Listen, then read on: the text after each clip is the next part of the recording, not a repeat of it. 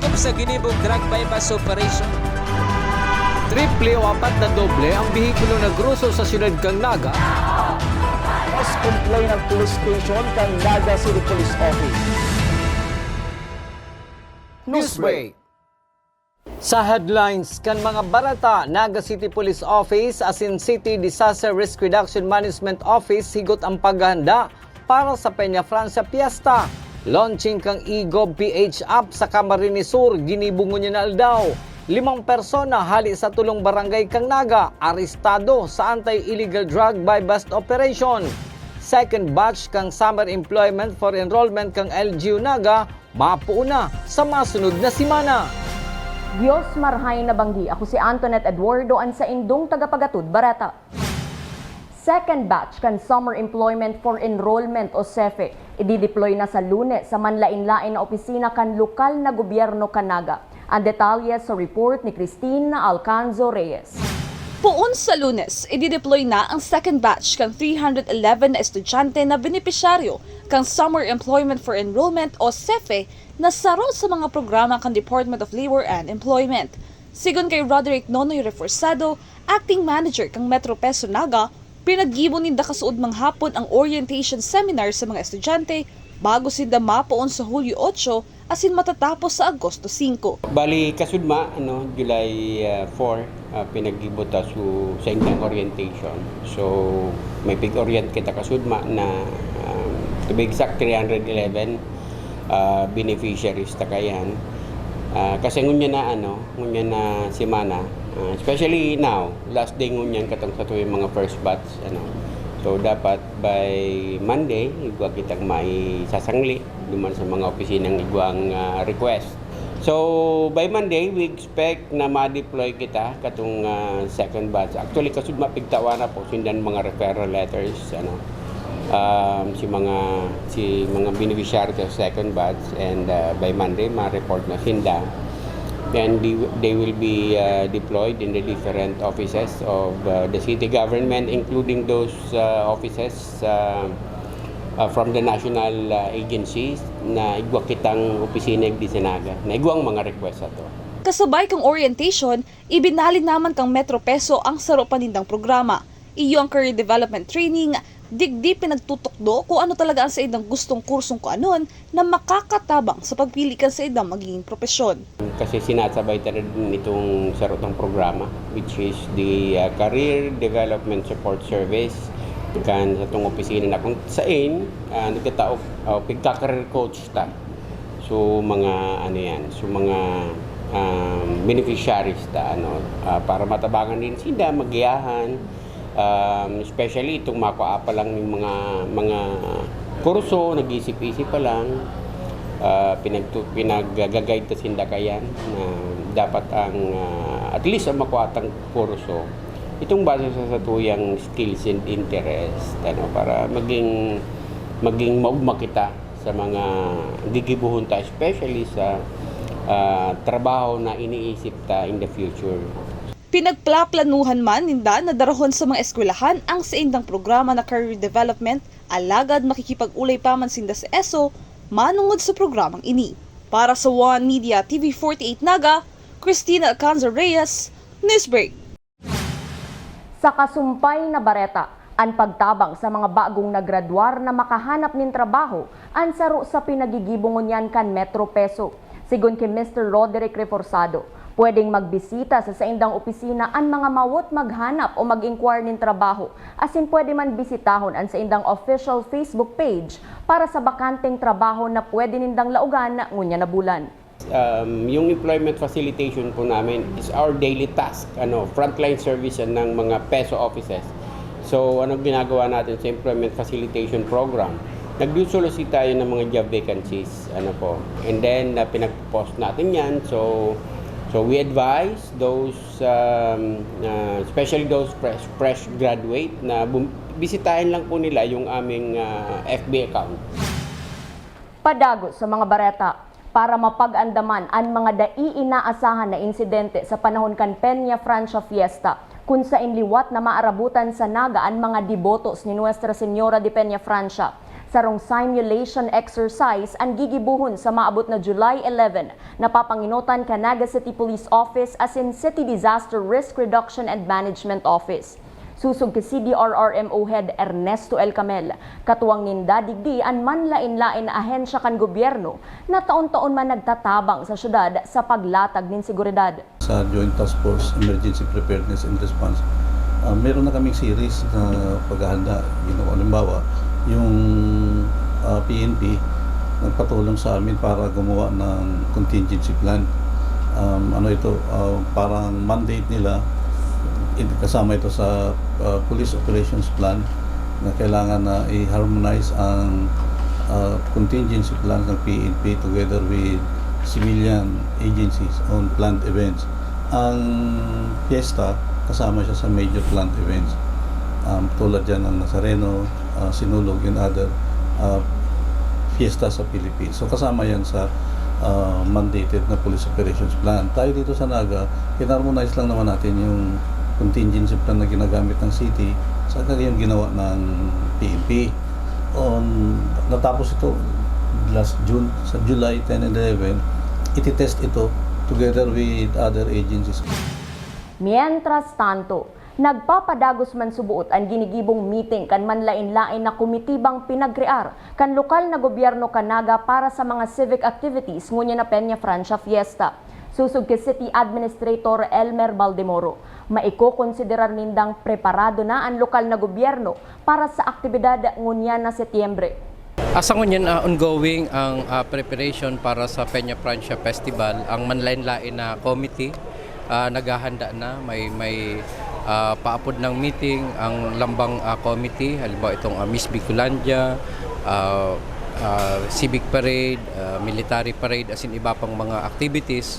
So ongoing na si preparation. And at the same time, ang opisina man kang Sepio, padagos naman kang pag-ako at mga possible sponsor para sa activity kang Peña Francia Fiesta. Sa iba pang bareta, katuwang kan lokal na gobyerno Naga ang mga local artists sa syudad para sa nagpapadagos na mural painting sa mga bakanting lanob sa syudad kung saan may kanya-kanyang tema arug kan Peña Francia Devotion on the City of Naga. Sa laog nin 10 aldaw, inaasahan na matatapos na inikan mga visual artist na magsisirbing dagdag na atraksyon sa sentro Naga. Sa pagbabalikan news break, 5 persona sa Naga inaresto sa pagkakaimbuelto sa iligal na droga. Iyan asin iba pang mga bareta sa pagbuelta kan One Media TV48 Naga News Break. Dagom sa ginibong drug bypass operation. Triple o 4 na doble ang bihikulo na gruso sa siyudad kang Naga. Mas complain ng police station kang Naga City Police Office. Newsbreak. Flight attendants, prepare for takeoff, please.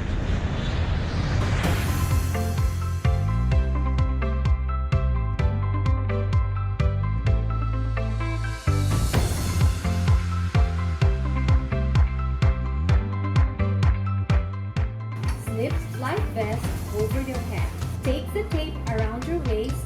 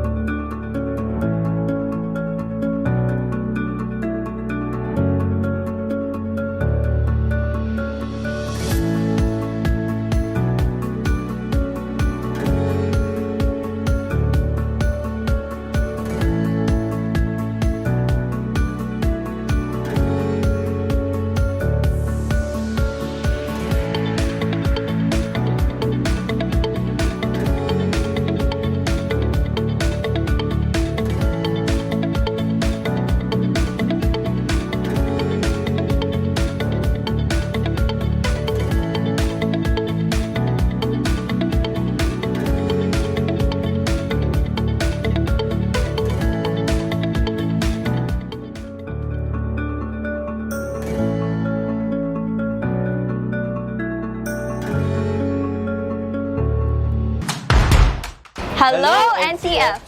Welcome to the Naga College Foundation Incorporated. Where academic excellence meet limitless opportunities. Welcome to the home of the champions. Join us as we leap into the future.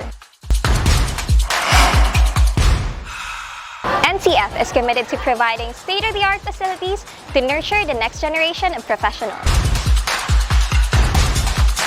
Our first-class facilities are designed to empower our students and equip them with the skills and knowledge needed to excel in their chosen field.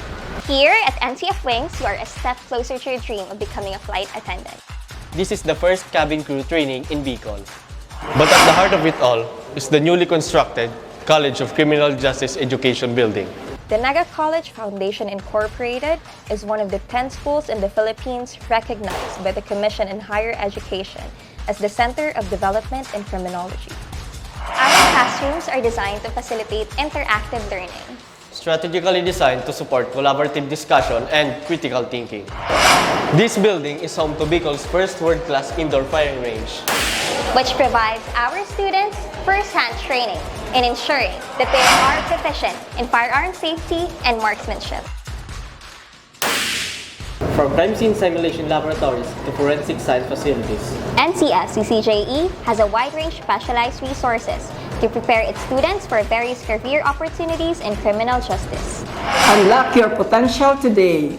Join us as we leap into the future. Join the Naga College Foundation College of Criminal Justice Education.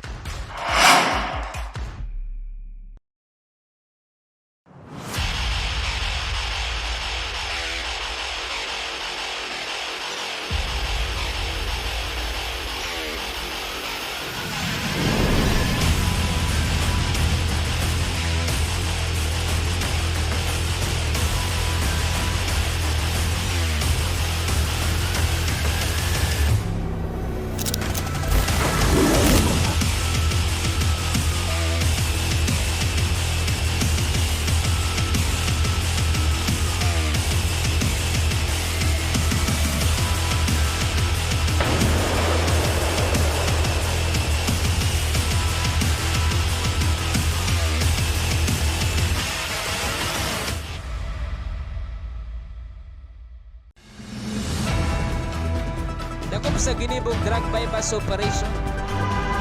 Triple o apat na doble ang bihikulo na gruso sa siyudad kang Naga. Mas complain ng police station kang Naga City Police Office. Newsbreak. Sa pagpapadagos kan mga bareta, sa laog nin apat na aldaw, makonvene an election registration board kan COPMELEC Naga para aprobaran ang mga nagparehistro poon Abril hasta bulan kan Hunyo ngunya na taon. Mapuon ang pagtiripon kan ERB sa July 15 hanggang July 19 sa oras na alas 9 nin aga. Sa ERB hearing, lilinigon ang listahan kan mga botante sa syudad ni Naga. Sa police report, 5 persona na haros magkakapareho ang kamugtakan sa buhay sa syudad ni Naga. Ang kabali sa mga naaresto ka Naga City Police Office sa semanang ini na imbwelto subuot sa ilegal na droga. Ang detalye sa report ni Melvin Machado. Suspect o biktimang may kukonsiderar ang mga personang nagkadarakop sa magkakasuway na anti-illegal drug bypass operation sa siyudad kang Naga na anasyaon sa inaapod na laylayan kang komunidad. July 2, 2024 kang ilansar kang Station Drug Enforcement Unit kang Police Station 3 ang anti-illegal drug bypass operation sa Zone 7, Sagrada Familia, Barangay Penafrancia, siyudad ni Naga, kung saan naaresto ang mag-amang Rogelio asin Robert, ang trabaho, construction worker. July 3, 2024, alas 11 ng Bangi, kan maaresto kan mga operatiba kang Police Station number 2 ang 27 anyos na residente kang Nazareno Street, Concepcion Pequeña, Naga City. Kabali sa nakumpiskar na ebidensya, shabu asin pinaalang na dahonin marijuana, ang trabaho kang naaresto, pintor. July 4, 2024, nakalamag pa sa listahan ka mga nadakop sa pagpabakal subuot ng illegal na droga ang sarong 64 years old na senior citizen asin 33 anyos na kaibahan kaini na parehong residente kang Ispukoy, Sabang, siyudad kang Naga. Pinagtutubudan shabu ang nakumpiskar sa duwa. Si Lolo, mayong trabaho, ang sa iyang kaibahan, mekaniko. Ang 5 na aresto ang mahampang sa pagbalgar kang Republic Act 9165. Para sa imo, ano sinda, suspect o biktima? Para sa One Media TV 48 Naga, Melvin Machado, Newsbreak. Sa iba pang police report, sarong 18 anyos na soltero na residente kan Barangay Igualdad, Syudad ni Naga asin may warrant of arrest para sa kasong robbery ang inaresto kan mga personahe kan PNP Station No. 1. May piyansang 6,000 pesos na pinagrekomendar ang korte para makaluwas ini sa karsel. Ang paglamag asin pag-aresto sa mga personang may warrant of arrest ang kabale sa tinatrabaho kan PNP para tulos madangog sa korte ang mga kaso asin maitao ang hustisya sa mga biktima.